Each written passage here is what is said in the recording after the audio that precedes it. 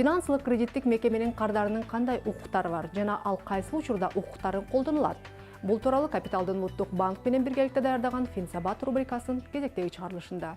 Адегенде эле бардык жарандар керектөөчүлөр өлкөдөгү финансылык кредиттик мекемелерден каалаган маалыматын алууга укуктуу. Андыктан банктын кардары боло элек болсоңуз дагы насыяга байланыштуу керектүү маалыматтарды топтой аласыз. Айтмакчы, банктар дагы мындай кардарларды колдошот. Анткени башынан насыяга жоопкерчиликтүү мамиле кылган кардар менен кийин өзгөчө деле маселе жаралбайт. Мына ушундан улам бир да банк насыянын түрлөрү, үстөк пайыздары жана башка маалыматтарды берүүдөн баш тартпайт. Ар бир банкка барып, ошол кредиттик эксперттер менен кеңешип, ошол ар бир финанс кредиттик мекеменин кандай кредит берет экен, кредиттердин берүүнүн талаптары кандай экен, пайыздары кандай экен, күрөөлөрүнө болгон талаптары кандай экен, ошол маалыматты толук чогултуш керек да ар бир кредиттик мекемеден.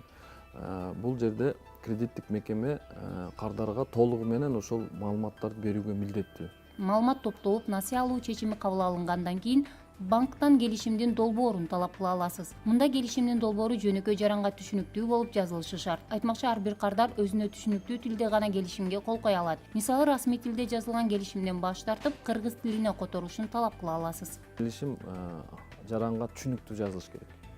Ал түшүнбөй аткан пункттар болсо, ал түшүнбөй аткан маселелер турса, ошонун баарысын түшүндүрүүгө барып кредиттик специалистке кайрылса, адиске кайрылса, ал толугу менен түшүндүрүп бергенге милдеттүү. Ошол келишимдин ар бир пунктун түшүнүп алгандан кийин гана ошону кол коюуга укугу бар.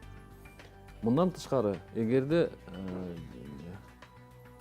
кардар келишимге жакшы түшүнө албай, же болбосо келишим менен башка бирөө менен акылдаша турган болсо, келишимдин долбоорун алып кетсе болот.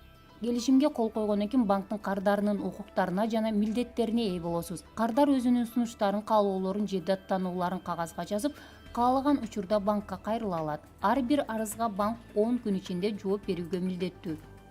Кардар негизинен ошол акчаларды өз учурунда алган, карызга алган акчасын өз учурунда төлөп турууга аракеттениш керек да, график менен. Себеп дегенде бир күн кечиктирсе дагы банк ага карата кандайдыр бир айыптарды эсептеп койгонго укугу бар да. Төлөгөн, ошол акчага төлөгөн дүмүрчөктөрдү так текшерип алып, туура төлөнүптүрбү, туура эмес төлөнүптүрбү деп карап, ошол дүмүрчөктөрдү кредиттик келишим боюнча бүт талаптар аткарылып бүткөнгө чейин ошолорду сактоосу зарыл да.